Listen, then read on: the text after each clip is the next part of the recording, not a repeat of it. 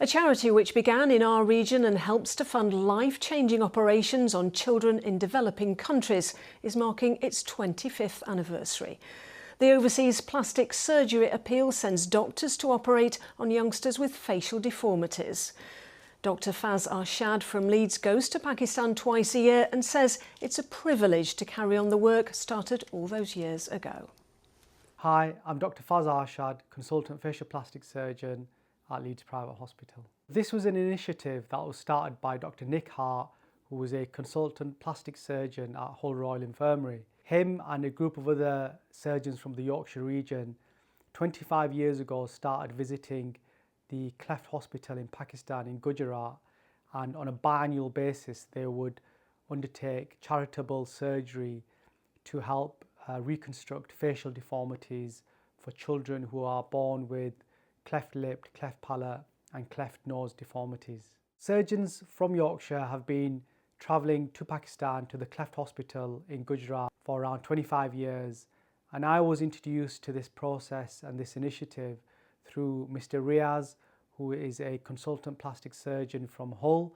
So he invited me specifically to help with my expertise in nasal reconstruction. My surgical background is ear, nose and throat surgery and facial plastic surgery, so I was able to have positive input in treating patients who have cleft deformity that extends into the nose, and this is really a specialist area that often is neglected in cleft patients. They require secondary cleft rhinoplasty, usually later on in life in adolescence, once the initial treatment in childhood has been completed. So Leeds Private Hospital, in terms of its leadership, is passionate about giving back to the community, especially the international community, and those patients, those children who cannot access very specialised facial reconstructive surgery and specialised healthcare. The CEO, Ms. Samaya Hanif, and the other surgeons that work here are very passionate about giving back to the international community, ensuring that those children in parts of the world that can't access specialist facial, aesthetic and reconstructive surgery have access to this. And this initiative is ideal. It allows the surgeons here to go to places like the Cleft Hospital in Pakistan and perform complex reconstructive surgery. Not only that, there's a huge element of training. So the surgeons in these areas where the camps are being held, the local surgeons are trained and they're exposed to specialist techniques, helping patients around the world who need access to specialist areas.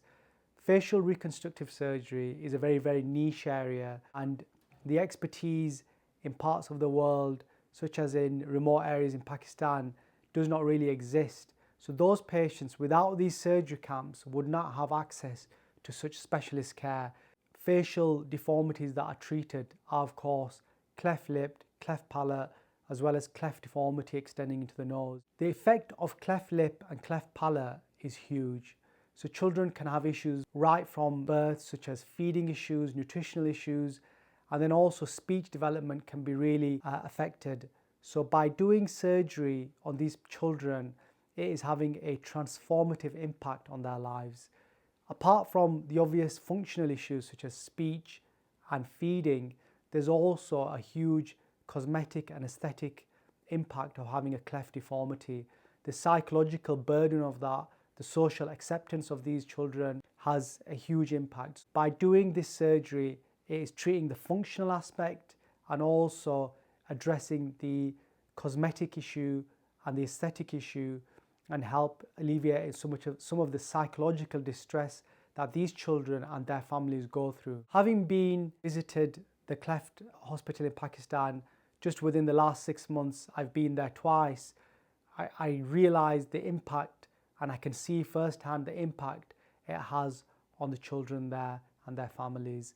The confidence, the development, hitting their paediatric milestones in terms of development, the surgical input and the input from the wider multidisciplinary team and the aftercare that's provided really has a huge input into these children's lives and their families.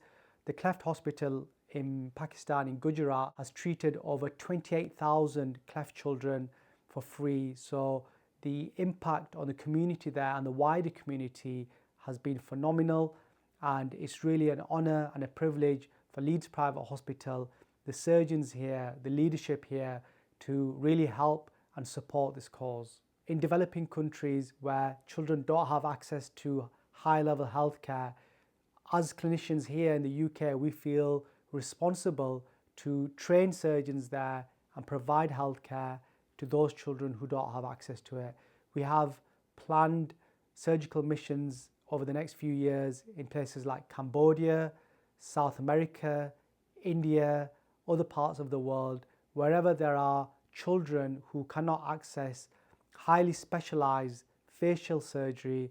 The UK Face Congress is an inaugural event that's going to be held in Leeds Private Hospital in August 2026. It really is a huge platform for surgeons from around the world and be trained and enhance their skills in facial aesthetic as well as reconstructive surgery. These skills will be imparted to them through live surgical demonstrations, expert lectures, panel discussions. We are also holding an anatomical cadaver lab pre-congress on the 5th of August, where master dissectors will be step by step demonstrating surgical procedures. This is the pinnacle of surgical training. All this process is so that surgeons can then go back to their locations and take those skills, take those enhanced protocols, and be able to deliver world-class healthcare, world-class surgery, facial aesthetic and reconstructive surgery to patients in their locations.